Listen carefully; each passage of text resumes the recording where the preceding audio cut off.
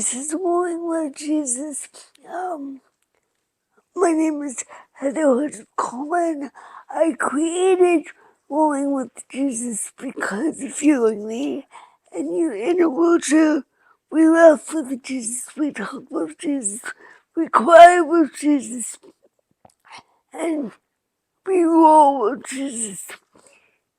Today we're discussing Exodus and the story of Moses.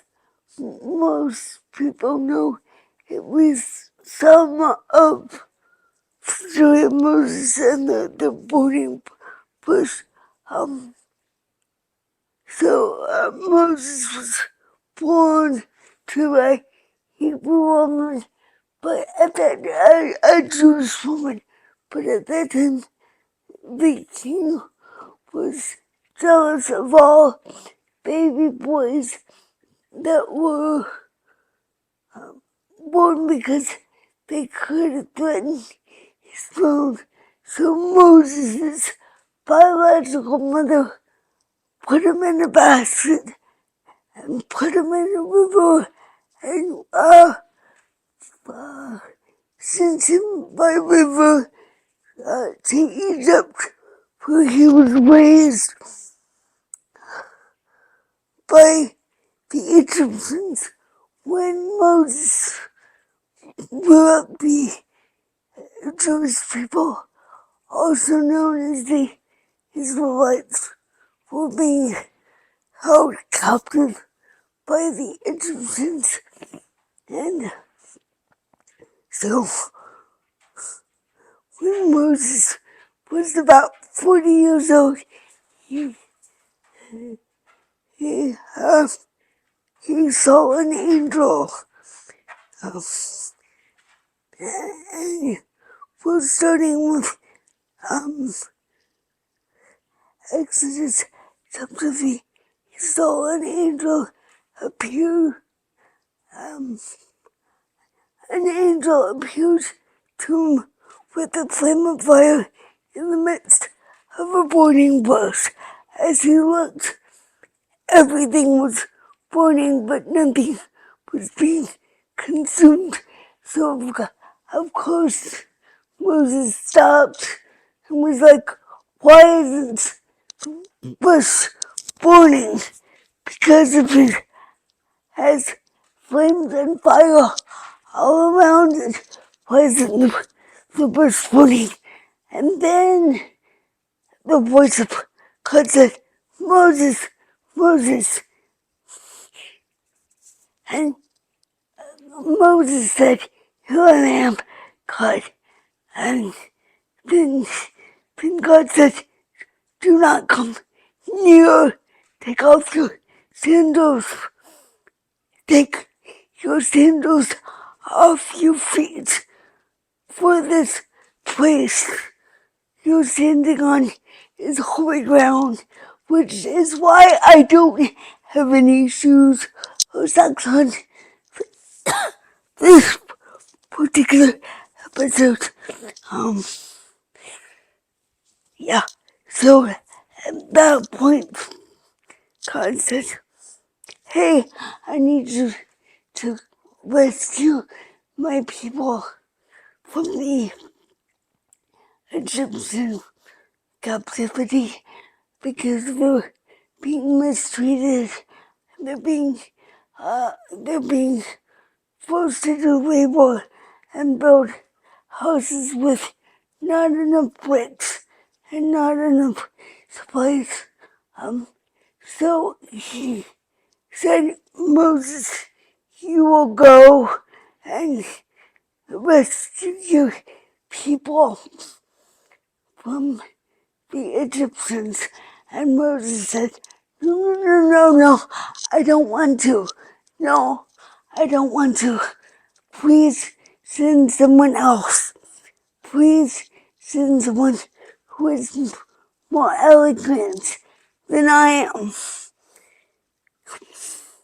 And God said, no, I have chosen you to go rescue my people from the Egyptians well, and he said, no, I don't want to. This went on for 2 or 3 or 4 more chapters where they argued back and forth. And then God finally said, okay, if you go rescue my people from the Egyptians, I will send you with your brother Aaron, and your brother can be your mouthpiece. This is one of the reasons why I chose this particular story in the book of Exodus, because even back then, God said people needed caregivers and helpers. So I thought that it would be appropriate for us. And then he said, how would I convince them that how would I convince the king of Egypt that you have sent me? And so there was all these signs and wonders that God told Moses to do, including taking a staff, and then a staff is another word for walking stick, and then it would turn into a snake. And so after that, he got the people's attention and the king's attention, and he said, let, let, let my people go, let the Israelites, the Jewish people go. And Pharaoh said, no, heck no, you have no right to do this. And so then God said, well, then God told Moses and Aaron there's going to be 10 plagues until you let them go. And Pharaoh said, no, heck no, we'll take the 10 plagues. So, and to be honest, I don't remember the exact order of the 10 books, but I did research this last week, and I read the entire book of Exodus. Read this and don't take just my summary and my research for your word, but you should read it yourself. It's a wonderful part of God's word, and the whole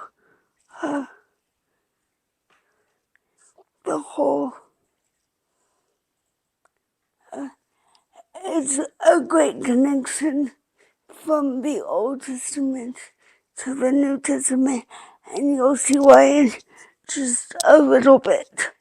Anyway, the 10 plagues are, hold on just a second.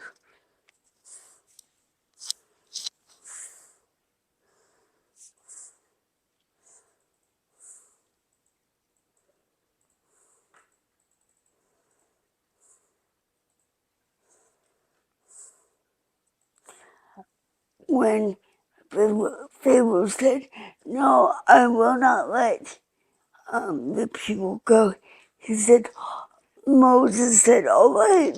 God said there's going to be 10 plagues. And so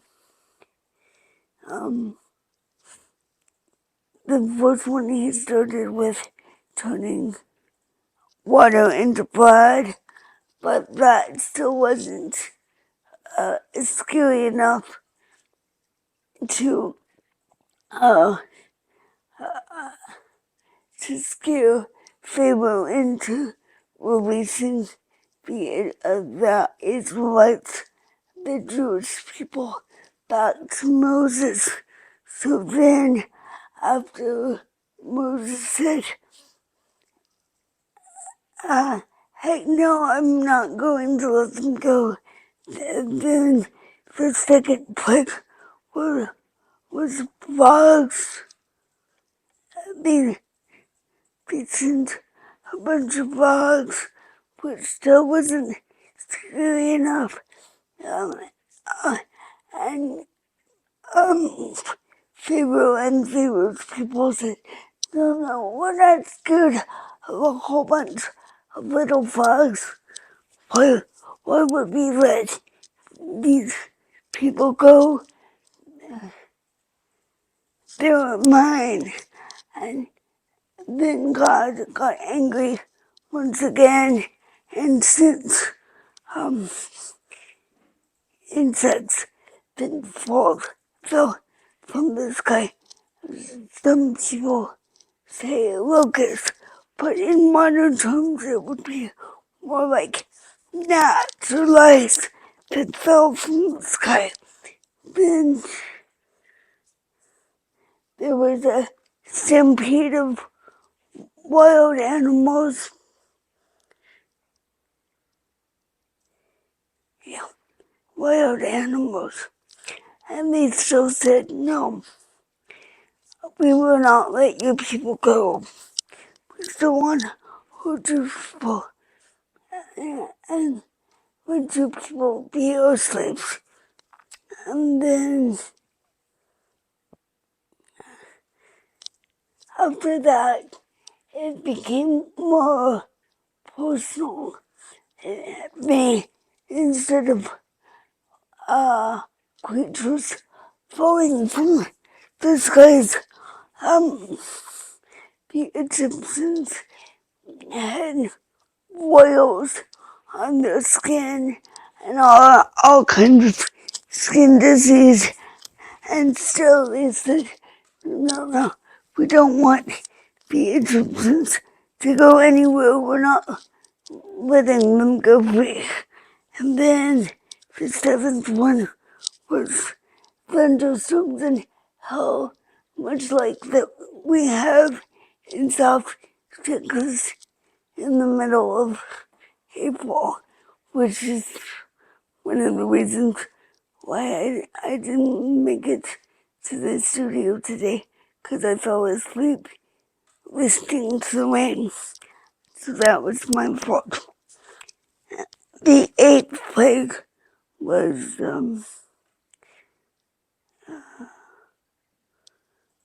locust again.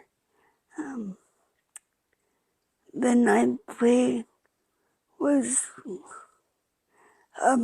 3 days of darkness. In modern terms, it would be like an eclipse. This is a good foreshadowing to Christ Jesus, actually, because when he was crucified, there was also an eclipse, just so that, you know.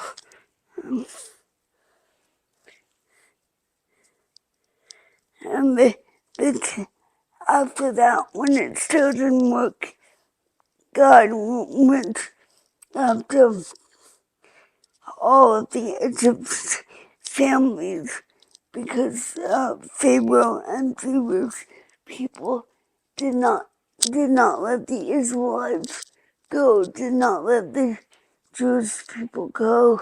So God was forced to kill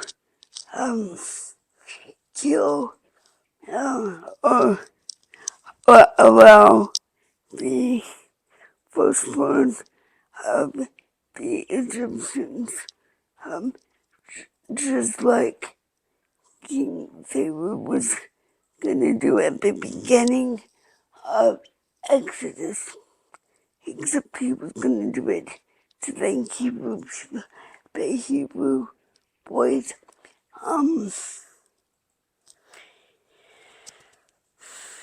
And so then God said, put smear blood on the doorpost of the Jewish people, so I can pass over you, and so that in the morning your family and your sons will be fine and healthy. It was after this destruction that the Pharaoh and Pharaoh's people, the Egyptians, finally let the Israelites go. This is also why they celebrate, the Jewish people celebrate Passover, because of this particular um, point where they put the blood on the doorpost, so that the angels would pass over them, and so that they would be safe and protected. But unfortunately, it took the Egyptians 10 plagues, ending with the death of the loved ones, for Pharaoh to say, okay, you win. We will give you the Israelites and the Hebrew people back, because they were just in utter grief. If if Pharaoh and the Egyptians would have just cooperated, then it would not have gotten to that point. But that's the reason why the Jewish people celebrate Passover. It's the first time, one of the first times, that God rescues his people in the Bible. In the New Testament, it's this story is compared to when Jesus is crucified to save his people. But after all of the 10 plagues, and they were saying, okay, you win. And he let them go. Then Moses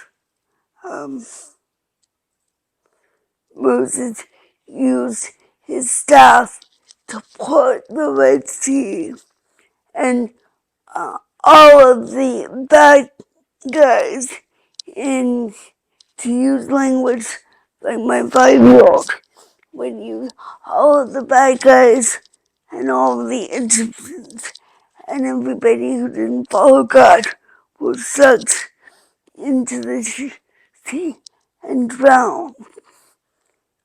I, I, that is a very quick summary of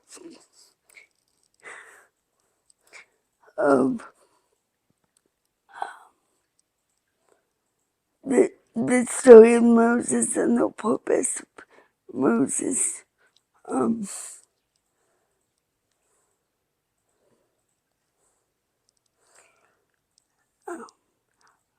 I would like to say that I think God orchestrated this particular verse to be next, to be, next is not the right word. God orchestrated this particular story to be discussed this week, because at the time of recording it, this is Holy Week, which is the week before Easter, and so there's a lot of comparisons to this story, and Jesus dying on the cross to save us, to become our Savior, and so that we can live eternally with Him in glorified bodies one day. I'm not sure exactly what glorified bodies will look like, but I'm looking forward to life without a wheelchair.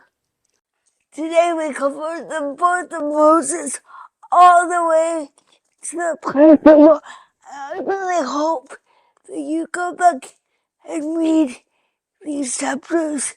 They're from essentially Exodus chapter 1 all the way to Exodus 12. I hope that you see the similarities between this story and Moses' story to I hope that you're able to compare it to Jesus and the crucifixion in the sense that they're both about saving people and rescuing people. I hope that you have a blessed Easter weekend and remember why Jesus was resurrected and was stowed away, and there is now an empty tomb because He loves you and me just the way we are. Have a good weekend.